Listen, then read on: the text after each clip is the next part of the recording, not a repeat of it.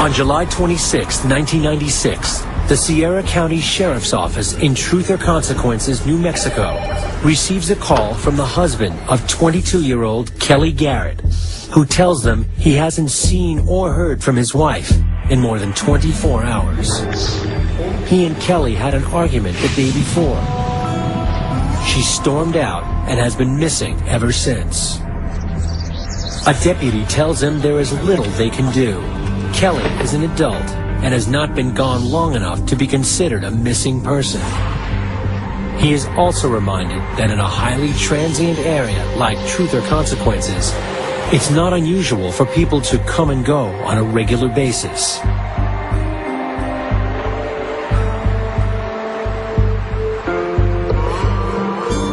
There's two towns.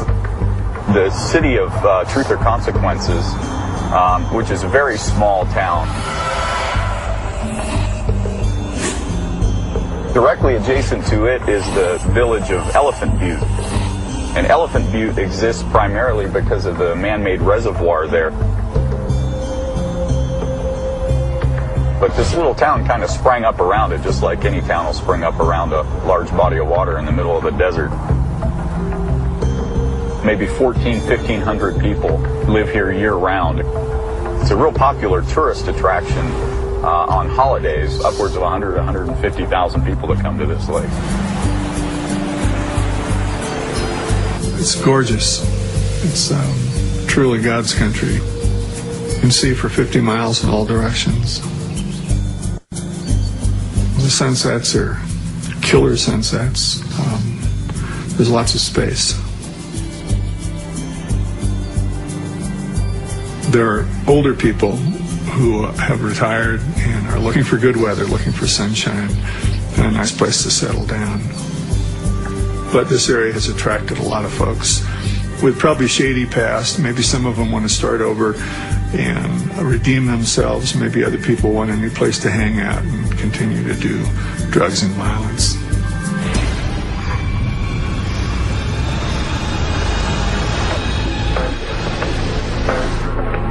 The day after her husband reports her missing, an employee of nearby Elephant Butte State Park brings Kelly Garrett home.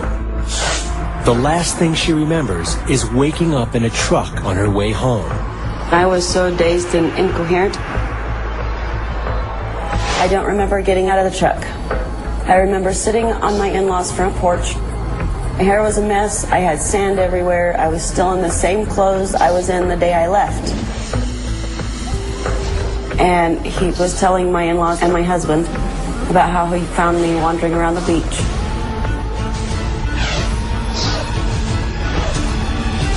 He took me to his house and gave me bread and water. Then he took me home. Kelly tries to recall the events of the past 2 days since her husband last saw her. We had gotten in a fight. I left and went to a friend's house. There was a bunch of friends that we all just decided we were going to all go play pool. So we went to a bunch of different bars, and we ended up out at Blue Water Saloon. Up until we got to Blue Waters, I had not been drinking at all. And when we got to Blue Waters, I had one beer. I left to take a friend of mine home and came back, drank some more of that beer.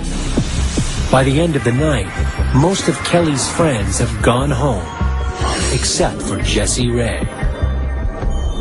I had known Jesse for 3 or 4 years at least. We used to go play pool all the time, and I trusted her.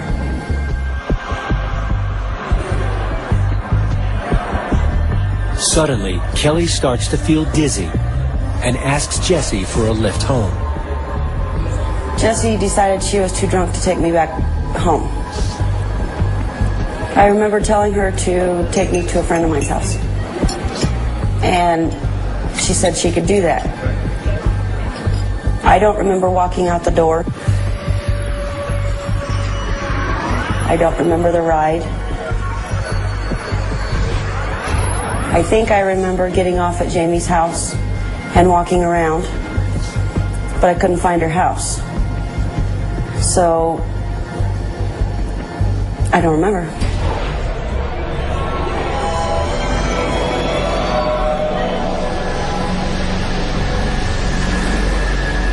I did not know what had happened. I was bleeding, and I didn't know what to do. I thought that being sexually assaulted had been a possibility. I just knew I was hurt. Kelly's husband doesn't believe her story and kicks her out of the house. He was very angry because I couldn't remember, so there's no way I could talk him out of it. With nowhere to go, Kelly asks the park employee to drop her off at a friend's house until her memory comes back and she can figure out what to do next. If I would have known how to get a hold of Jessie, I would have tried to, since she was the last one I remember seeing. But I didn't know how to get a hold of her, so I couldn't, and I never seen her after that. Desperate for answers, Kelly considers going to the police. I didn't know what to tell them. They weren't going to believe me that I didn't know what had happened. So what was I going to tell them? Her husband never forgives her. Humiliated by the failure of her marriage and unsure of what happened, Kelly moves out of state. When I moved to Colorado, I tried to forget about it. But I kept having nightmares about a knife being held to my throat, or duct tape, or being tied to a table, or something. And nothing ever fit together. So I didn't know what they were all about.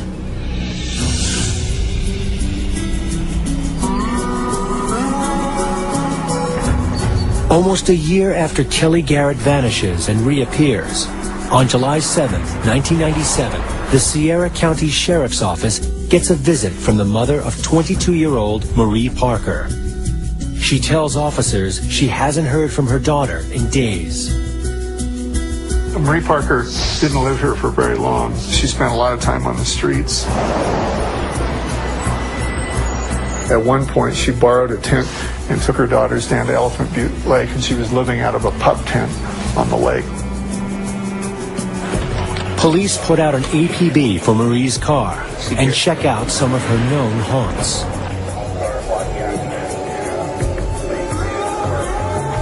They learn Marie was seen at a bar in the company of an ex-boyfriend, Roy Yancey, and a friend of theirs named Jessie Ray. Marie Parker was at the Blue Waters Saloon out on the edge of town on July 5th. When questioned by police, Jessie Ray tells them that Marie was drunk, so she gave her a ride home. That was the last she saw of Marie. Marie was never seen again. With no indication of foul play, police suspect Marie left town.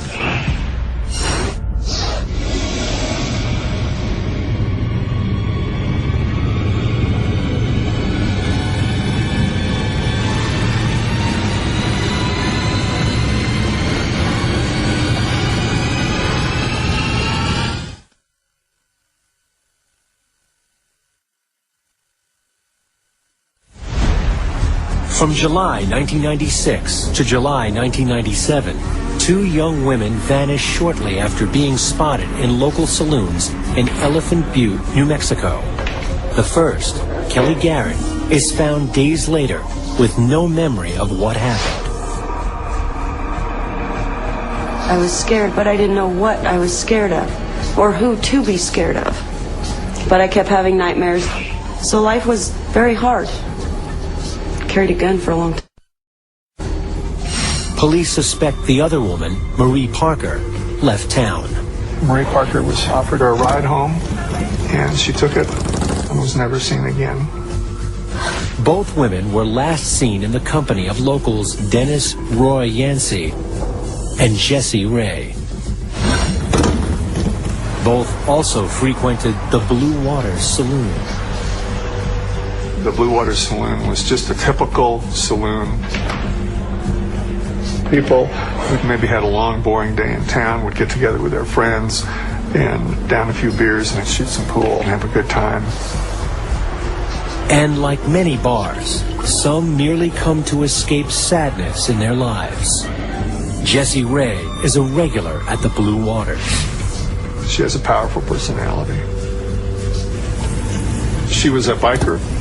She had relationships with women. She's very social and outgoing. Jessie Ray works as an auto mechanic and splits her time between Albuquerque and Elephant Butte, where her father lives and works in Elephant Butte State Park. Jessie was a real leader among people, both men and women. She has some loyal friends. She has some other people that are really frightened of her. Dennis Roy Yancey also frequents the bar. He grew up in Truth or Consequences. Dennis Roy Yancey grew up getting in a lot of trouble.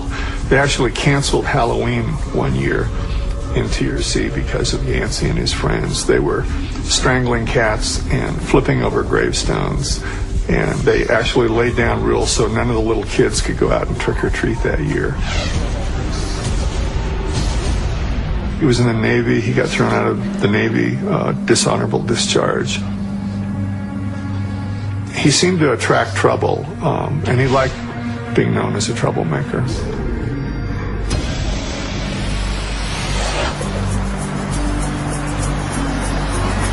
Shortly after Marie Parker's disappearance, 37-year-old Cindy Hendy joins the Blue Waters scene. She was on the run from the authorities. She and a friend of hers tried to deal cocaine, but they dealt it to an undercover agent. So she ran away from Washington State. Cindy Hendy's background up in Monroe, Washington was horrific at best. She was molested by her stepfather when she was 11 years old and told her mother, and her mother chose to believe her husband rather than her daughter and kicked Cindy out of the house. She grew up to be violent, and she didn't appear to feel bad about anything. She was 105 pounds of pure muscle, and several of her old friends and ex-boyfriends told me that she could beat up a 250-pound woman in a bar. She also beat up a few men during her time. It's not long before Hendy falls in with Jessie Ray and Roy Yancey and starts making waves in town. Cindy Hendy had a couple of different boyfriends down here, and she'd always get in violent fights with her boyfriends, and she got thrown into jail for a few days, and she was on a work release program out by Elephant Butte Lake. There she meets Jessie Ray's father, 57-year-old David Parker Ray. David worked as a mechanic out there at Elephant Butte State Park, dressed in a little ranger outfit. And they just accidentally ran into each other one day, and I guess they hit it off right away. David was a charming guy to be around. He was basically a middle-class man. He had education, and he had respect from the people around him, but he kept his distance. What Cindy Hendy doesn't know is that David Ray is a master manipulator with a very dark secret. David Parker Ray was an enigma. He'd do favors for people he liked. He'd do little things for them that made him a friendly person who was easy to approach. But I think in the back of his mind, he was always thinking about sadistic acts. David Parker Ray was a sexual sadist. A very unique and very rare type of offender. A sexual sadist is aroused by a living victim who is physically or mentally being tortured. If you were a woman that was alone with him, David was Satan himself. David Parker Ray's sadistic desires could be traced back to his childhood, when he was shuttled around between family members who severely neglected him. When people talk about child abuse, they usually talk about abuse, not neglect. But the therapist will tell you that neglect has far more sinister consequences on your adult behavior. And David didn't feel like any of the women in his life loved him. He didn't think his mother did. His grandma didn't pay any attention to him. She didn't care whether he was alive or dead. The young David Ray would write for hours in his journal and had a vivid fantasy life. His fantasies began about 12, 13, or 14 years of age. His dad was a drunk and a drifter and would come by once every month or two, and he would leave a bag of magazines for David to look at. They were photographs of real girls bound and gagged by the hands and the mouth on the front cover. And if you opened up inside, you would see women half-dressed who were being tortured. Pornography was something that he was extremely interested in, and it fueled him, and it continued to fuel him. Those two things shaped David very much: neglect and pornography. Ray joined the Army after high school and was married several times before he settled with his last wife in Elephant Butte in 1984. Prior to working for the park, David Ray worked as an aircraft engine repairman, among other mechanical vocations. His wife left him 10 years later in 1994. He was married 4 times before he met Hendy.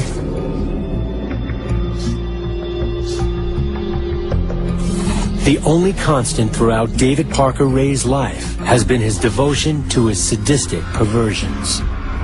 David Ray liked to see himself as a victim of a terrible curse that was growing completely out of control. There's a point in David Parker Ray's life where he crossed the line. A sexual sadist whose fantasies will more than likely involve the victim's response to that infliction of physical or emotional pain may feel that, hey, this isn't enough. I want to try with non-consenting partners. I want to really make this real. With the help of his daughter Jessie and Roy Yancey, David Ray has been kidnapping and torturing women for years. David's life revolved around this sadomasochistic sexual torture, and I think that he surrounded himself with people that he felt would be of benefit to himself somehow. He could control them, he could manipulate them, and they could get him what he needed or help him get what he needed. David Ray was God, basically, to his daughter Jessie, to his buddy Yancey. To get your followers to do things like that indicates how much power you have over them. And a bar like the Blue Waters Saloon is the perfect place to find vulnerable people on which to carry out his fantasies. David understood that people he oftentimes surrounded himself with used drugs and alcohol, and that was a good thing for David because he could at least feel more comfortable that they may not remember a lot of things about what happened the night before. In January of 1999, Cindy Hendy moves in with David Parker Ray. I think Cindy Hendy helped to normalize the appearance of David Parker Ray. If he had a woman in his life, people would not look at him immediately as some scary guy who could be involved in something so criminal. The two are drawn to each other because of their similar sexual appetites. Sexual sadists, because of the violence of their behavior, the extreme of their behavior, it would be very hard for them to find quote-unquote a soulmate. But I think that Cindy was enamored with him. Cindy Hendy was into kinky sex most of her life. So when she came to New Mexico and met David, it was kinky sex on a whole different level. I think she was into it. Cindy was aware of David's sexual interests, and the connection between the two is probably very complicated and very involved. And I would also suggest that Cindy Hendy underestimated David Parker Ray. Hendy was loud and funny, and David was shy and quiet. And they say that opposites attract, so maybe that had something to do with it. 1 month after moving in with David Ray, invites her friend Angie Montano over for a visit. Angie Montano moved here with her son to get him out of Albuquerque. She was trying to start her life over again, like a lot of people who move here.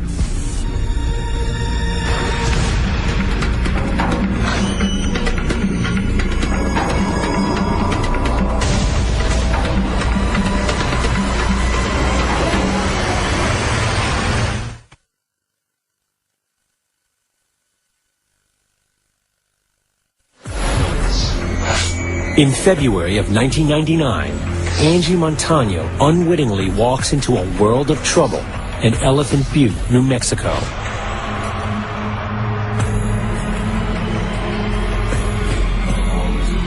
After luring her into their trap, sexual sadist David Parker Ray and his girlfriend Cindy Hendy blindfold her and restrain her to a bed. Over the course of the next 4 days, Angie Montano is shuttled back and forth between a number of different rooms where she is repeatedly sexually assaulted and tortured. David Ray was way beyond being a psychopath. He was an individual terrorist.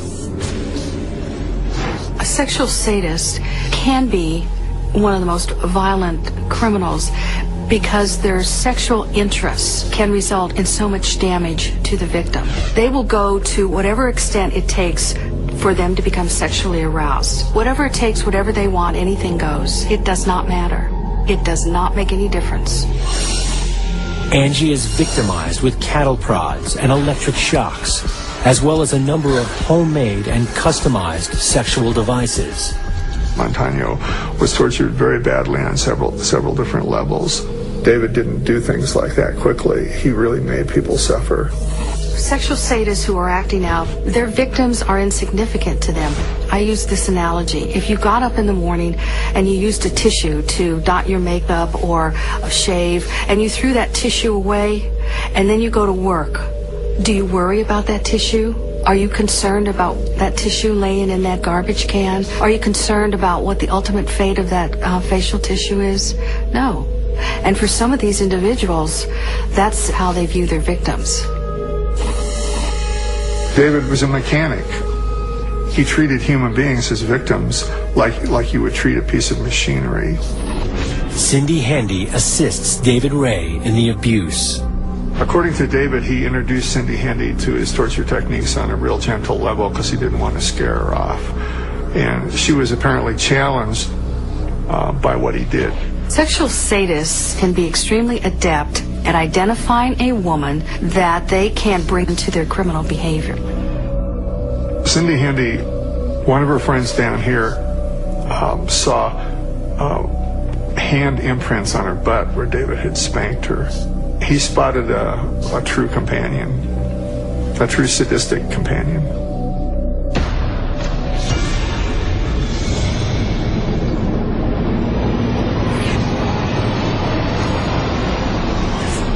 Angie's ordeal at the hands of David Parker Ray and Cindy Hendy comes to an end on February 21st, 1999. She pulled David over and said, "David, I need to get back to my son. You don't need to do these bad things to me." And David said to her, "If I'd known you were this nice, I wouldn't have kidnapped you in the first place," which probably wasn't true. But he did decide to let her go.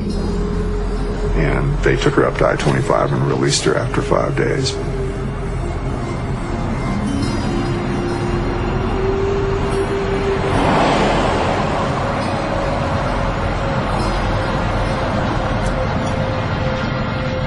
While she was on I-25, she was picked up by an off-duty deputy sheriff. She explained to him what had occurred. He wanted to stop at the state police office in Socorro and report the matter. She didn't want to because of things in her past. She was afraid of the police. He believed what she was saying. However, he became suspicious when she refused to report it to law enforcement. The off-duty officer drops Angie off close to where she lives. Less than 48 hours after being released by David Parker Ray, Angie Montano leaves Truth or Consequences for good. Angie went back to Albuquerque. She got out of this town as quick as she could.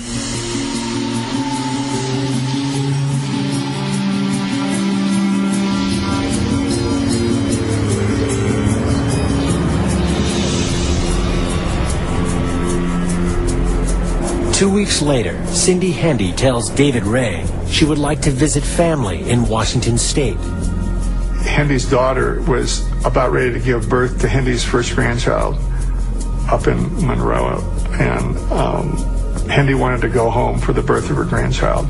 Ray allows it, but under one condition. David said, let's go get a sex slave to satisfy me in the meantime.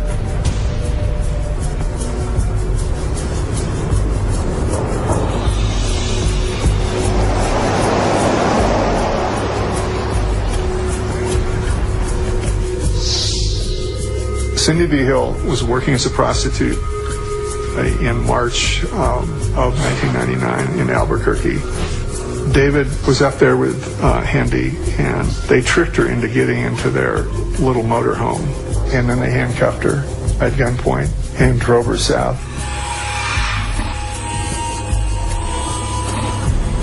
Cindy V. Hill is taken to their home, and a collar and chain are attached to her neck. She is bound to a bed, blindfolded, and gagged. Now, in total darkness, she hears the click of a tape recorder and the sound of a man's voice. Hello, bitch. Well, this tape's getting played again.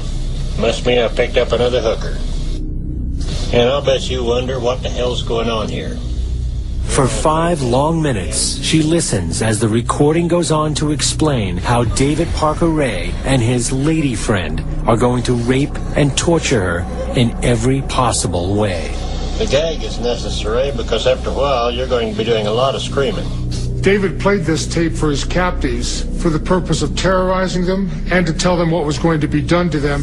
He instills that fear into them right off the bat. He would play those tapes just to see the reaction. I want the reaction to what I say, what I do. I want to see it in your face. I want to see it in your body. I want to see it in your tears.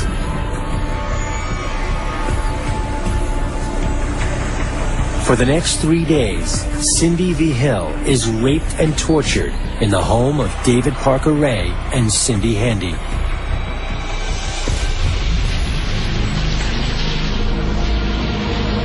On March 22, 1999, Ray goes to work, leaving his girlfriend to watch over their captive.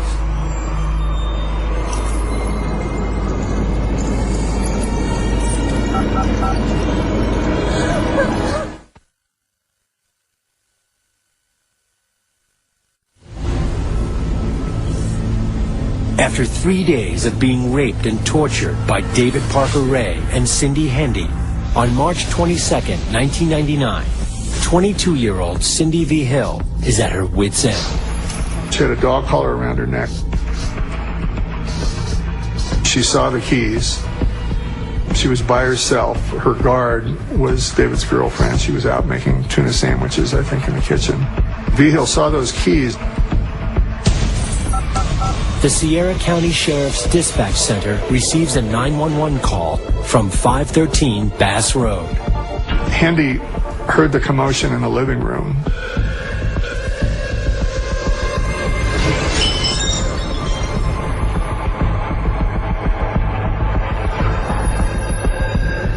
V. Hill stabbed Hendy in the back of the neck, just enough to stun her, and ran out the door and down the street, wearing nothing but a dog collar and a 5-foot chain. She ran about a mile, and she spotted a double-wide trailer and barged through the door.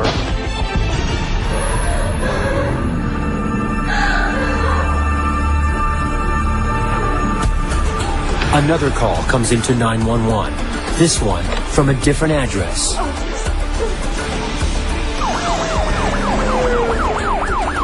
When local officers arrive, they are shocked not only by Cindy V. Hill's appearance, but also by what she tells them.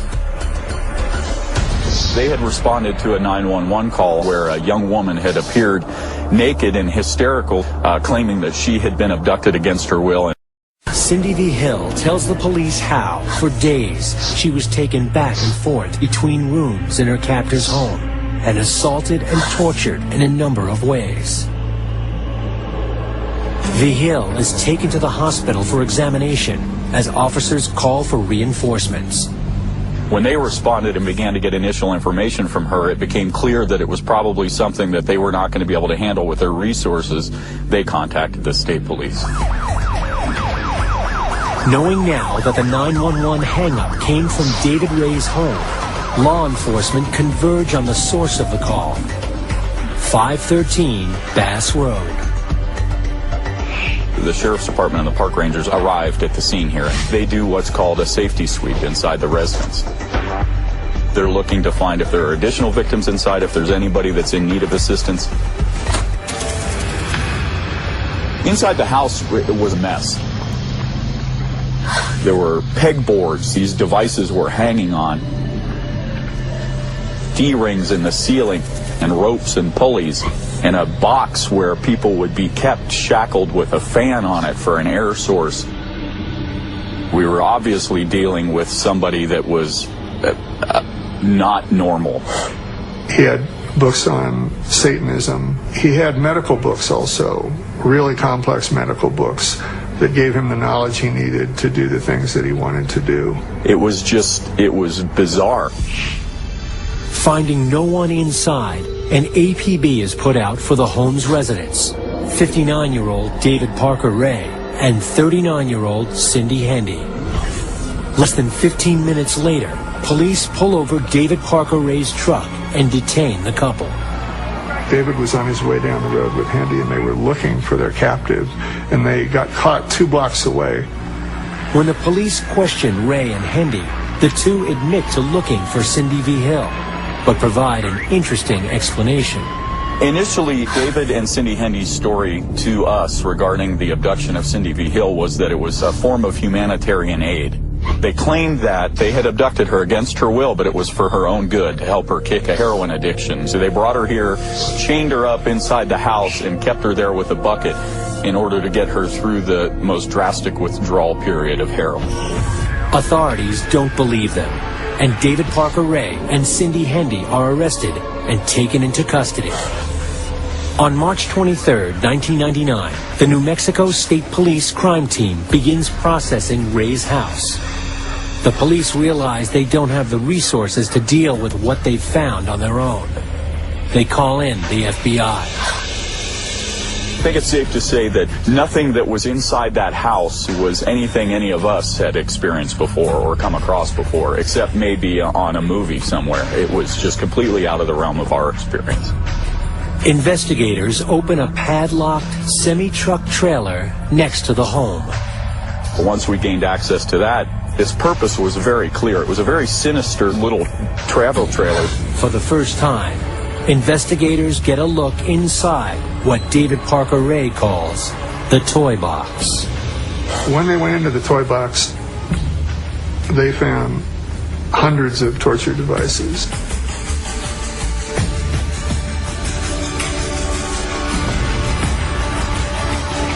They found leg spreaders, soldering irons, chains, rubber ropes. There were intubation tubes, an oxygen tank, just the most bizarre devices I had ever seen. He was a mechanic, and so a lot of these things he designed himself. He had a machine that would shock women's breasts electrically. He would hook up this machine to their breasts and then turn on the power and then increase the power as they screamed for mercy.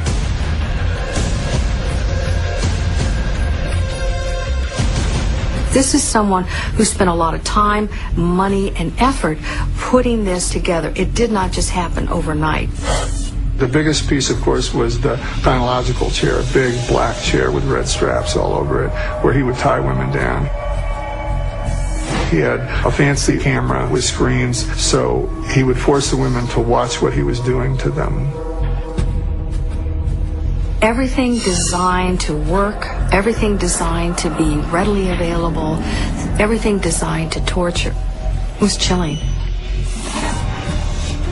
If you went to his property, it was just a little piece of property on the edge of Elephant Butte Lake, and then right in front of his house was the torture trailer. It's hard to believe that nobody ever heard somebody yelling or screaming. He carried out this form of mass torture right in the middle of a retirement community. It was so well organized and there was so much of it, it was clear that this wasn't something that had just been going on for a couple of weeks. It was his little world that he put together after all these years of practice.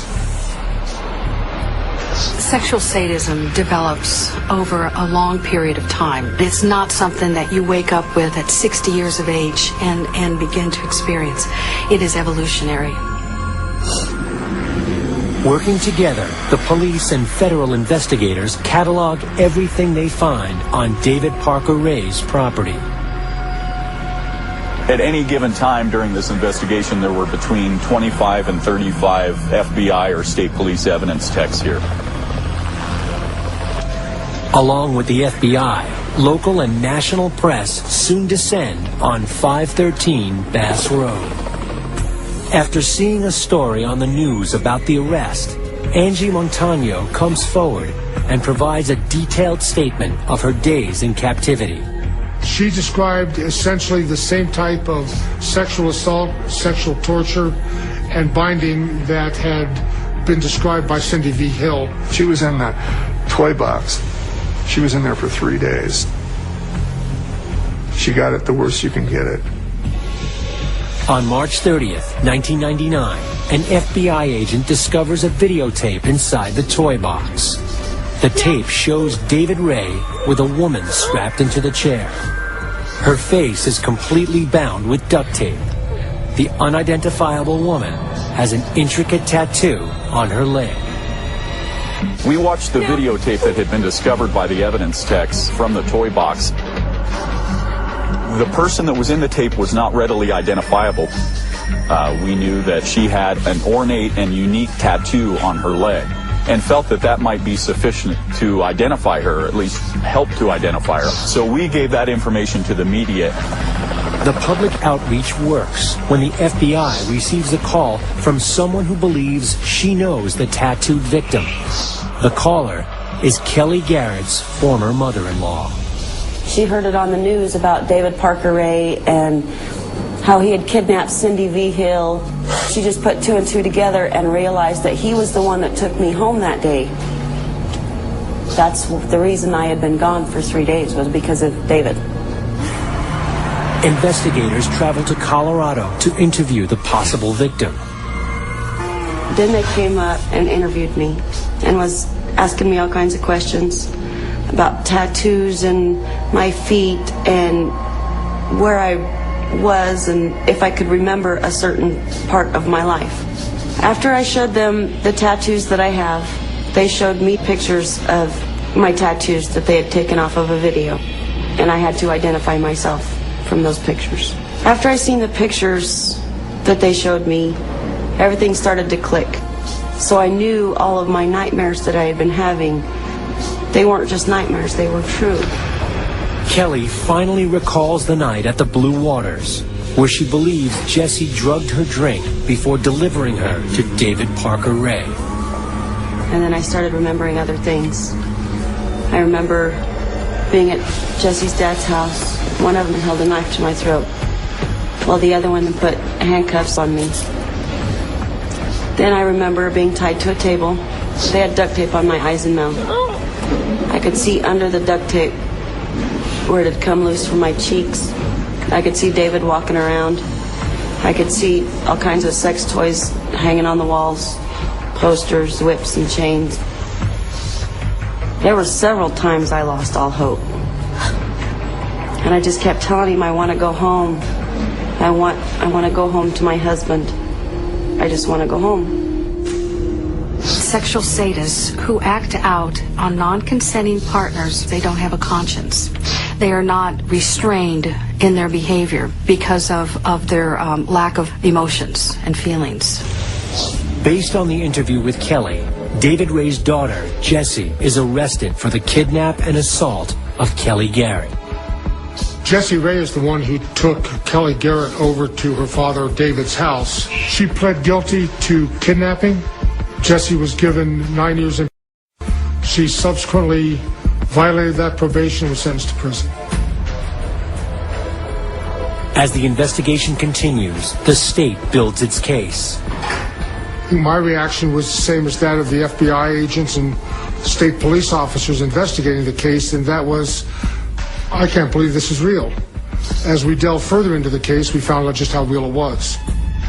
They get help from an unexpected source. Cindy Hendy became cooperative within a few days of her arrest. She wanted to talk, she wanted to give information. Cindy Hendy tells investigators that although she has only been assisting David Parker Ray in the abductions and assaults for months, he told her he's been torturing and killing for years.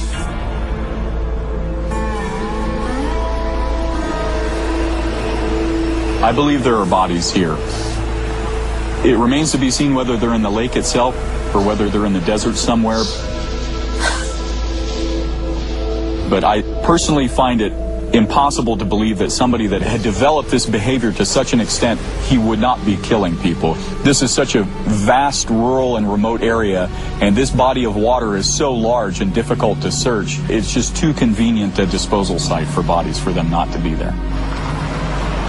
Despite extensive searches throughout the lake and the surrounding desert, however, no bodies are ever found. David worked as a quasi-park ranger, and he knew that area inside out. And there were caves and mines and all sorts of places out there where he could have easily hidden whatever he didn't want to be found and would never be found. Cindy Hendy also says that besides herself and Jesse, David Parker Ray also had help from Roy Yancey. Police pay a visit to Roy Yancey, who surprises them with an unexpected confession. Marie Parker was a missing person in Truth or Consequences. She had been reported missing several years before. Marie Parker had dated Yancey for a little while previously. On the night Marie disappeared, Jesse told her that she'd take her home.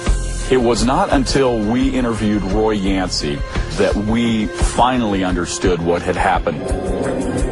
Roy Yancey indicated that he and Jesse were involved in taking Marie Parker to David's house. Marie had been abducted, much like Kelly had been, against her will, and that ultimately David, in another measure of control, Roy Yancey had been instructed to kill Marie Parker. And help David dispose of her body. But when Yancey took the authorities out to find her body, David had moved it, so they've never found Marie's body. Roy Yancey pleads guilty to second-degree murder and is sentenced to 20 years in prison. He is up for parole in 2010. Charged with 25 felony counts for her part in the crimes against Angie Montano and Cindy V. Hill, and facing up to 197 years in jail, Cindy Hendy cuts a deal, and on April 6, 1999, pleads guilty to the kidnapping and sexual assault of Cindy V. Hill. Cindy Hendy was given a 54-year sentence. She was sentenced to serve 36 years of that. She'll serve the remaining time on probation upon her release.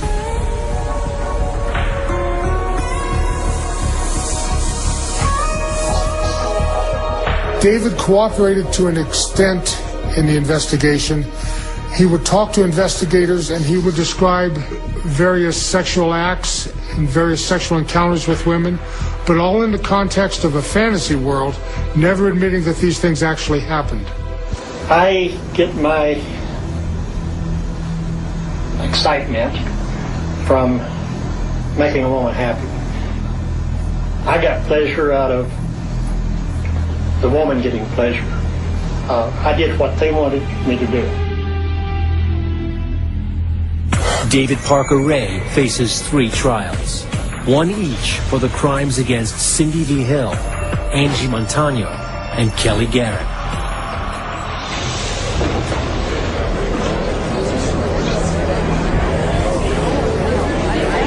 I was scared. I was very scared to testify because I didn't know who was going to believe me. In Kelly's trial, David Parker Ray is found guilty on 12 counts of kidnapping, criminal penetration, and conspiracy. His sentencing is put off until all of the trials are complete. The state then begins its case on behalf of Cindy V. Hill. During Cindy V. Hill's preliminary hearing, I placed an item of evidence in front of her, which was the collar and chain. When that was placed in front of her, she looked at it, stood up in her chair, pointed at David and screamed. She then continued screaming and was escorted from the courtroom to a separate area. Paramedics were called to make sure that she was going to be able to continue. Before the closing arguments, David's attorneys approached the DA. As we were getting ready to rest, David said, "That's enough." In exchange for all charges against his daughter Jessie being dropped and her release from jail, David Ray agrees to plead guilty for his crimes against Cindy V. Hill. The only matters that were not brought against David were the cases involving Angelica Montano. That is because Angelica died prior to these matters going to trial.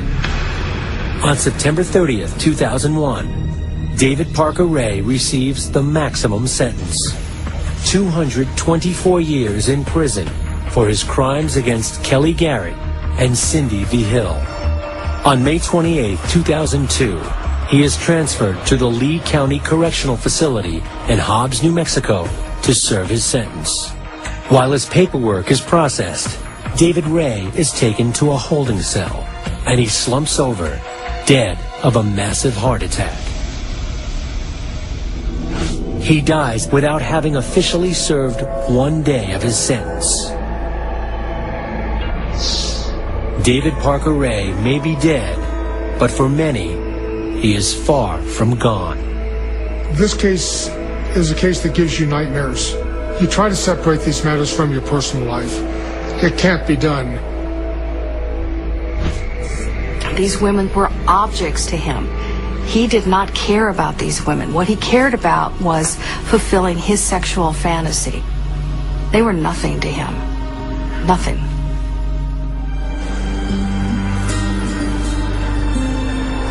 I'm scared. I just can't do anything anymore. I can't take my kids to the park. I can't go to a grocery store. I can't do anything by myself.